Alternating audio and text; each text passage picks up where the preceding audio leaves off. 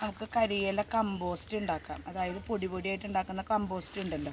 അപ്പോൾ അത് ഉണ്ടാക്കാനായിട്ട് ഞാനിത് ഇങ്ങനത്തെ ഒരു ഷീറ്റ് ഇട്ടിട്ടുണ്ട്. ഇപ്പോൾ ടാർപ്പായി ആയാലും കുഴപ്പമില്ല, അല്ലെങ്കിൽ ഇങ്ങനത്തെ ഷീറ്റ്, കറുത്ത ഷീറ്റ്, അതായത് നന്നായിട്ട് ദ്രവിച്ച് പോകാത്ത തരത്തിലുള്ള ഒരു ഷീറ്റോ അല്ലെങ്കിൽ എന്തെങ്കിലും എടുത്തിട്ട് ഞാനിങ്ങനെയാണ് ചെയ്യണത് ഈ മെത്തേഡ്. അപ്പോൾ ഇങ്ങനെ വേറെ സൗകര്യങ്ങളൊന്നും ഇല്ലാത്തവർ ഇത് ചെയ്യാനായിട്ട് ശ്രമിക്കും. നമ്മൾ അടിച്ച് അവർ കുറേ ഇലകൾ ഉണ്ട്. ഇത് ഓൾറെഡി നമ്മൾ കൂട്ടിയിട്ടത് കൊണ്ട് കണ്ടു, പൊടിഞ്ഞതിന് കണ്ടു. ഓൾറെഡി നമ്മളിത് കൂട്ടിൻ്റെ പ്ലാസ്റ്റിക്കിൻ്റെ ഒക്കെ ഉണ്ടെങ്കിൽ മാറ്റണം കേട്ടോ. ഒക്കെ അടിച്ച് വരുമ്പോൾ ചിലപ്പോൾ അറിയാണ്ട് വരുന്നതാണ്. അപ്പോൾ ഇത് നമ്മളിങ്ങനെ ഇട്ടിട്ട് പരത്തിയിട്ട് ഞാൻ കാണിക്കാം.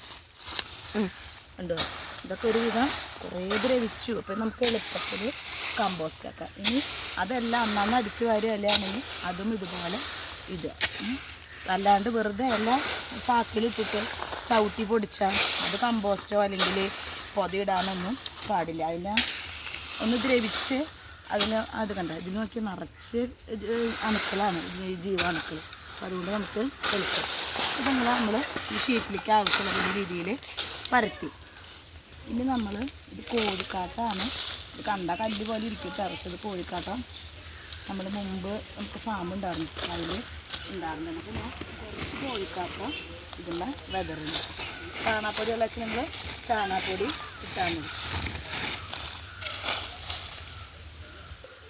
അപ്പോൾ കോഴിക്കാട്ടം നമ്മൾ ചെറിയൊരു ലയർ പോലെ ഇങ്ങനെ പരത്തിയുണ്ട്. എന്തോ നമ്മൾ പച്ചപ്പുല്ലാണ് ഇനി ഒരു ലെയർ ഇടണം. അപ്പോൾ എന്താണെന്ന് വെച്ചാൽ നമ്മൾ ഓരോ തരം വളങ്ങളും ഉപയോഗിക്കുന്ന, അല്ലെങ്കിൽ പുല്ലുകൾ ഐറ്റംസുകൾ ഉപയോഗിക്കുന്ന എല്ലാ എലമെൻസും അല്ലെങ്കിൽ എല്ലാ ധാതുക്കളും ഈ കമ്പോസ്റ്റിൽ നമുക്ക് കിട്ടണം.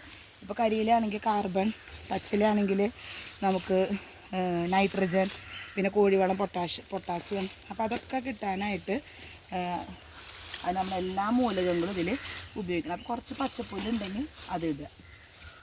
നമ്മൾ കുറച്ചൊന്ന് നനച്ച് കൊടുക്കുക. കാരണം നമ്മുടെ ഇലയിൽ, പൊടിഞ്ഞ ഇലയിൽ മണ്ണിൻ്റെ അംശമൊക്കെ ഉണ്ട്. അപ്പോൾ നമ്മൾ ഒന്നിങ്ങനെ നനച്ച് കൊടുക്കുക. കുറച്ച് ഇട്ടാൽ ഒലിച്ച് പോയരുത്, കുറച്ചിങ്ങനെ നനച്ചു. ഇനി നമ്മുടെ കയ്യിൽ ടെറസൊക്കെ അടിച്ച് വാരിയ ടെറസിൻ്റെ മുകളിലത്തെ പൂപ്പലൊക്കെ ഉണ്ടല്ലോ, അതുണ്ട് കണ്ടു. അപ്പോൾ എന്ത് നമ്മളിങ്ങനെ കിട്ടിയാലും അത് സ്റ്റോക്ക് ചെയ്ത് വെച്ചിട്ട് വേണം. പിന്നെ പെട്ടെന്നൊന്നും കമ്പോസ്റ്റ് ആവില്ല. അതായത് 10 ദിവസം കൊണ്ട് 15 ദിവസം കൊണ്ട് അതൊന്നും നമ്മൾ പറയില്ലേ, ക്ഷമ കുറച്ച് വേണം പച്ചക്കറി കൃഷി ചെയ്യണമെങ്കിൽ. എന്നാൽ പിടിച്ചെടുത്താൽ മരിക്കുക എന്നുള്ള പോലെയൊന്നും നമുക്കൊരു സാധനത്തിൻ്റെ റിസൾട്ട് കിട്ടില്ല. അത് കൃഷി ചെയ്യുമ്പോഴും അങ്ങനെ തന്നെയാണ്. നമ്മൾ ചെയ്ത് പഠിച്ചിട്ടാണ് നമുക്കതിൻ്റെ റിസൾട്ട് കിട്ടും. അപ്പോൾ അതൊരു ലെയർ നിരത്തി. ഇനി നമ്മുടെ കയ്യിൽ നോക്കിയേ കണ്ടോ, കറി, നമ്മുടെ അടുക്കള വേസ്റ്റ്, സബോള തോല്, പച്ചക്കറി, ചക്കരയൊക്കെ ഉണ്ട് കണ്ടോ. ഇതൊക്കെ നമ്മൾ വിചാരിച്ച എല്ലാം നമുക്ക് സൂക്ഷിച്ച് ഒരു 5 ദിവസത്തേക്ക് എടുത്ത് വെച്ചിട്ട് ഇതുപോലെ ചെയ്യാം. ഇനി നമ്മൾ മുട്ടത്തോട് ഇടുന്നുണ്ട്. മുട്ടത്തോടാകുമ്പോൾ നമ്മൾ ഇതേപോലെ പൊടിച്ച് കണ്ട മുട്ടത്തോട് നോക്കി ഞാൻ ഇങ്ങനെ എടുത്ത് വയ്ക്കും. അപ്പോൾ നന്നായിട്ട് പൊടിച്ചിട്ട് വേണം കേട്ടോ ഇടാൻ മുട്ടത്തോട്. അപ്പോൾ അതിൻ്റെ കാൽഷ്യം കിട്ടി കണ്ടോ. ഓരോ മൂലകങ്ങളും നമുക്ക് ഈ കമ്പോസ്റ്റിൽ തന്നെ ഉണ്ടാക്കിയെടുക്കാനായിട്ട് സാധിക്കും. ഇതിൽ നമുക്ക് മീൻ നന്നാക്കിയാലൊക്കെ ഇടാം കേട്ടോ. ഇത്രയും വലിയ കമ്പോസ്റ്റിലൊക്കെ ഇടാം. അപ്പോൾ അതൊക്കെ ദ്രവിച്ച് പൊക്കോളൂ. അങ്ങനെ ചെയ്യാം. പിന്നെ അതിൻ്റെ മുകളിൽ നമ്മളിതുപോലെ അടിച്ച ഇലയുണ്ടല്ലോ, ആവിയിട്ട് അതുപോലത്തെ മിക്സുള്ള കുറച്ച് മണ്ണും ഒക്കെ കൂടിയിട്ട് നമ്മൾ അതിൻ്റെ മുകളിൽ ഇടും. അപ്പോൾ ഞാനിത് ഇട്ടിട്ട് നിങ്ങളെന്നെ കാണിക്കാം.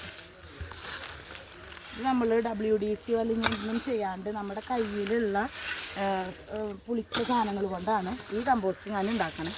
ഇനി WDC പോലെ കമ്പോസ്റ്റ് ചെയ്യാൻ വേണ്ടിയിട്ടുള്ള ബാക്ടീരിയ അടങ്ങുന്ന ലിക്വിഡ് മേടിച്ചിട്ട് നമ്മൾ വേറൊരു കമ്പോസ്റ്റും കൂടി ചെയ്യുന്നുണ്ട്. അപ്പോൾ നമുക്കറിയാലോ ഏതാണ് എത്ര ദിവസം കൊണ്ടാണ് ബെറ്റർ റിസൾട്ട് കിട്ടണമെന്നുള്ളത്.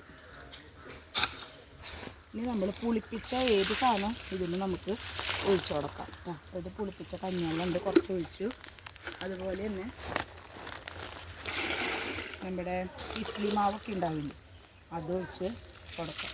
അപ്പോൾ പുളിപ്പിക്കുന്ന കഞ്ഞിവെള്ളം, ഇഡ്ഡലി മാവ്, ദോശമാവ്, അതിൻ്റെയൊക്കെ ഇതിന് ശർക്കര നീര് നമ്മൾ കുറച്ച് ദിവസം കഴിഞ്ഞാൽ ഒഴിച്ചു കൊടുക്കും. അല്ലെങ്കിൽ പച്ച ചാണകം കലക്കിയിട്ട് നമുക്കിപ്പോൾ അതൊന്നും അവൈലബിൾ അല്ലാത്തത് കൊണ്ടാണ് നമ്മളിങ്ങനെ ചെയ്യുന്നത്. അപ്പോൾ നമ്മുടെ ഇതിൽ ഐറ്റംസ് ഇടൽ കഴിഞ്ഞു, കമ്പോസ്റ്റ് ഉണ്ടാക്കുന്ന ഐറ്റംസ് ഇടൽ കഴിഞ്ഞ് നമ്മളിത് ഭംഗിയായിട്ട് ഇതിങ്ങനെ മൂടി വെക്കുകയാണ്. മൂടി ഭാരം കയറ്റി വെക്കുകയാണ്. 4 ദിവസം 5 ദിവസം കഴിയുമ്പോൾ തുറന്നിട്ട് നമ്മളിതിൽ പുളിപ്പിച്ച ഐറ്റംസുകൾ, ഇതിൽ മോയ്സ്ചർ, ഇതിൽ നനവ് നിൽക്കണം കേട്ടോ.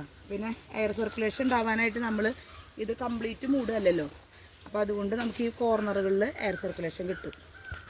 അപ്പോൾ നമ്മൾ ഡയറക്റ്റ് സൂര്യപ്രകാശം കൊള്ളാത്ത രീതിയിൽ ഇത്തിരി തണലുള്ളിടത്ത് ചെയ്യണമെന്ന് വെച്ചാൽ നന്നായി. ഇങ്ങനെ മൂടി വെച്ചിട്ടുള്ളൂ. അപ്പോൾ ഇവിടെ പെരിച്ചാഴി നായ്ക്കളുടെ ശല്യമൊന്നും ഇല്ല, അതുകൊണ്ട് ഞാനിങ്ങനെ ചെയ്യണേ. അതൊക്കെ ശല്യമുള്ളവർ ഇത് കറക്റ്റായിട്ട് 4 സൈഡ് ഇങ്ങനെ എന്താ പറയുക ഒരു ടബ്ബ് പോലെയൊക്കെ ചെയ്തിട്ട് വേണം ചെയ്യാൻ. നമുക്കിവിടെ അങ്ങനെ വലിയ ശല്യങ്ങളൊന്നുമില്ല. അപ്പോൾ നമ്മുടെ കമ്പോസ്റ്റിനുള്ള ഫസ്റ്റ് ഡേയിലെ പരിപാടികൾ അവസാനിച്ചു. അപ്പോൾ സബ്സ്ക്രൈബ് ചെയ്ത് കാണാൻ മറക്കരുത്. ഇതിൻ്റെ അപ്ഡേഷൻസ് ആയിട്ട് വരും. ഇനി നമ്മൾ WDC വെച്ച് ചെയ്യുന്നത് വേറൊരു വീഡിയോ ചെയ്യുന്നതായിരിക്കും കേട്ടോ. ഓക്കെ.